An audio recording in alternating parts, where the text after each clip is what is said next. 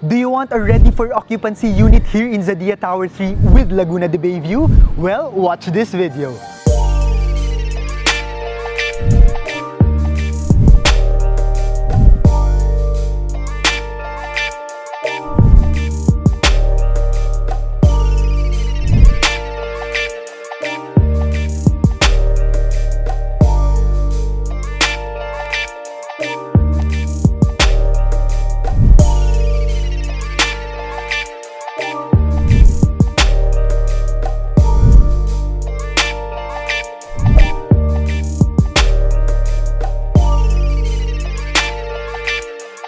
Hi guys, this is me again, Jaire Mamaklay, your property geek, and I'm so excited kasi yung update ng Tower 3 natin, malapit na siyang ma-turnover.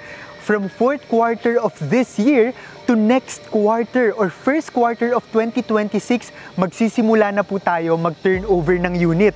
Kitang-kita nyo, ready for occupancy na talaga, and I will take this opportunity dahil nakikita na talaga natin kung ano yung magiging itsura ng clubhouse. And I'm very proud because Greenfield Development Corporation doesn't have expectation versus reality. What you see right now is the clubhouse that we are presenting to you sa render or presentation material pa lang. So, very proud ako. It looks like the Solen Residences clubhouse, but imagine, on a condominium unit. So, ang ganda talaga gumawa ng community ni Greenfield. For this video, we will highlight the ready for occupancy units kapag gusto nyo makakuha sa Tower 3. I know marami sa inyong nakakuha ng pre-selling unit sa Tower 4, which is very okay din naman dahil nag-o-offer ito ng 28 months down payment term. Pero bakit mahaba yung na-o-offer na down payment term sa Tower 4? Because itong green barricade na to, kaya nga siya naging pre-selling, itatayo pa lang yung building. So you are buying the time and you are not pressured to pay a large amount of money.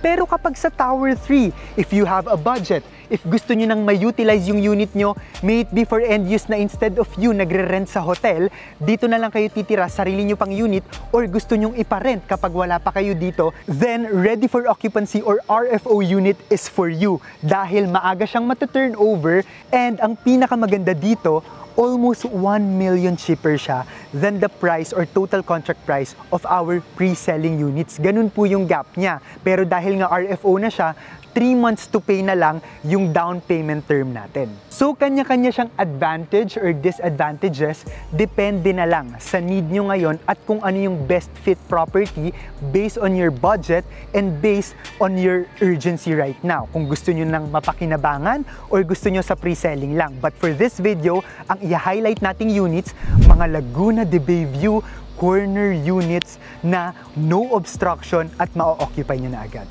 For our first unit recommendation, this is located at the highest floor of Tower 3.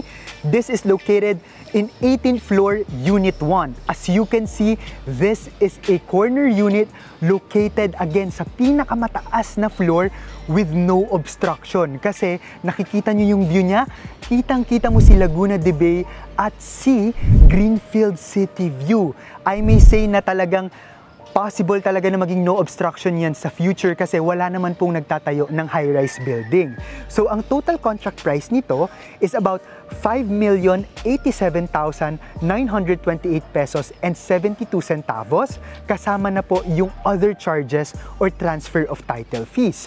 Dahil nga, ready for occupancy unit, this would be the payment term. So for this one, you only have 3 months to pay including your reservation fee. So for example, this month of September, Jaire, gusto namin kunin yan.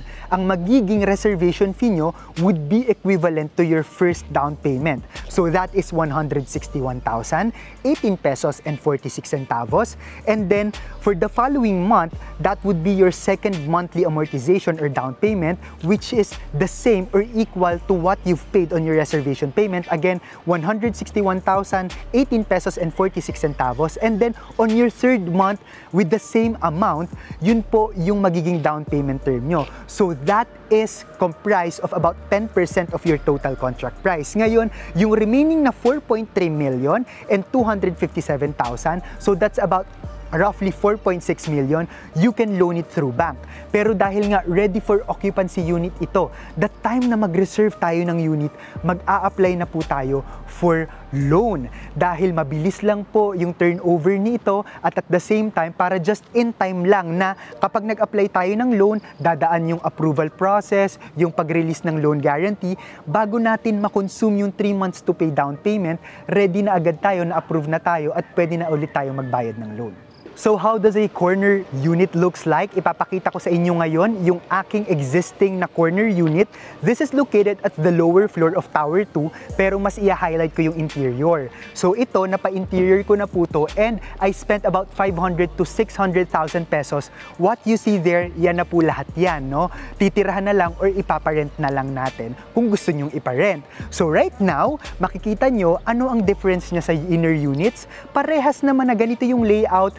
Merong floor to ceiling na sliding door going to the balcony, but on this side, makikita nyo, merong extra window on the side. Kung you want na mas maganda yung marami kayong makikita dahil aside from the view from the balcony, meron ding view on this side, pwedeng ito po yung kunin nyo. A corner unit, and at the same time, kung kayo yung makakakuha ng 18th floor, nandun pa kayo sa highest floor with this stunning view.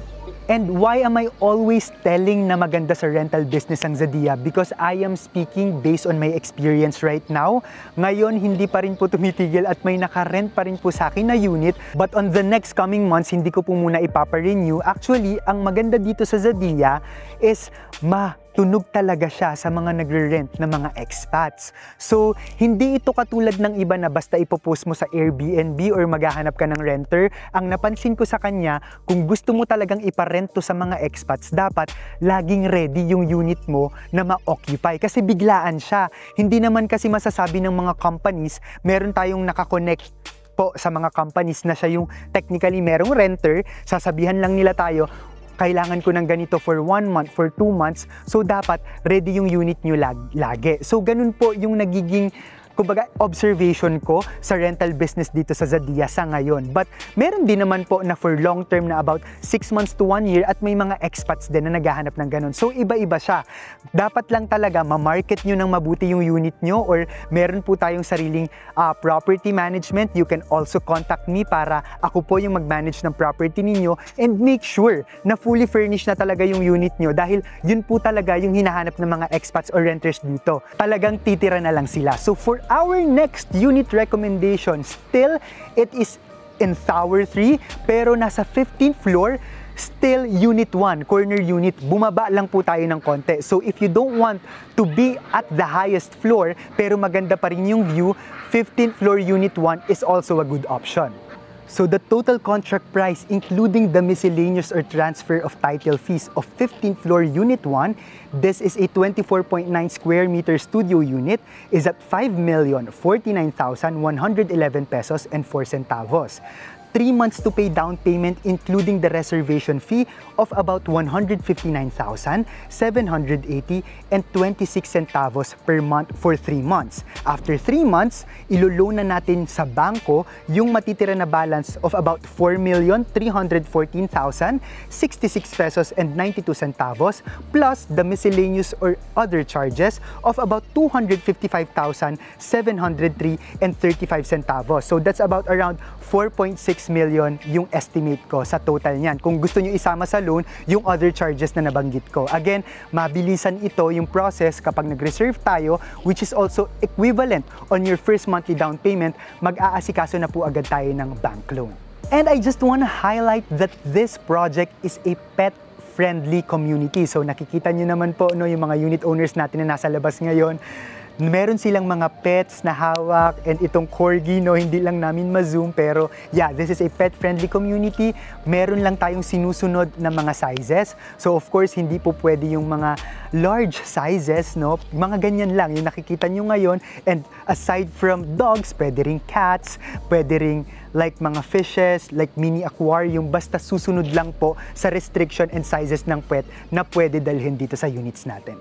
For our last unit recommendation, this is very lucky. 8th floor, Unit 8. Ang gusto ko naman dito, kung gusto nyong i-flip in the future, wala kayong problema kasi yung iba very particular sa number. At of course, number 8 is a lucky number. The total contract price of this unit is at 4,499,638 pesos and 82 centavos, including the transfer of title fees or miscellaneous fees. The 3 months to pay including the reservation payment is at 142,253 pesos and 23 centavos. Yung 3.8 million plus 232,000 of about 4.1 million in total yan yung balance na pwede nating i-loan. Basta lagi niyong tatandaan, yung 3 months to pay sa lahat ng units na i-discuss natin, 10% lang po ito ng total contract price. Yung remaining 90%, pwede natin i-loan sa bank or pwede nating i-pay in cash. Ngayon, lagi kong binabangkit na all-in na ito kasama yung other charges kasi wala na talagang quote-unquote hidden fees. What I discussed yung total contract price including the miscellaneous fees or transfer of title, yan na po talaga lahat yan. Wala nang move-in fee. Based on my personal experience, HOA or Homeowners Association of about 110 pesos per square meter na lang pag na-turnover, and of course our usual utility bills just like water, electricity, and internet.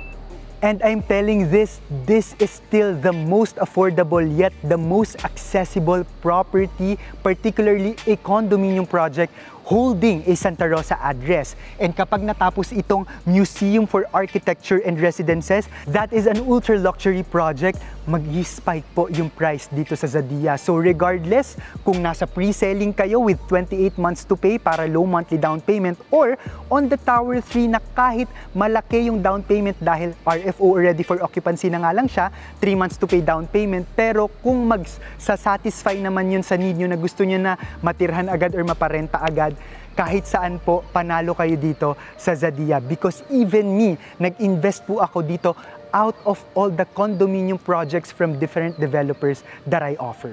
So if you want to have an inquiry, gusto mong mag-next level na or take your next step on investing a property here in the South, particularly here in Santa Rosa, just contact me through my iMessage, Viber, and WhatsApp account. That is +63927-185-1590 para makapag-schedule po tayo ng face-to-face meet, and on my business email, thepropertygeekph@gmail.com.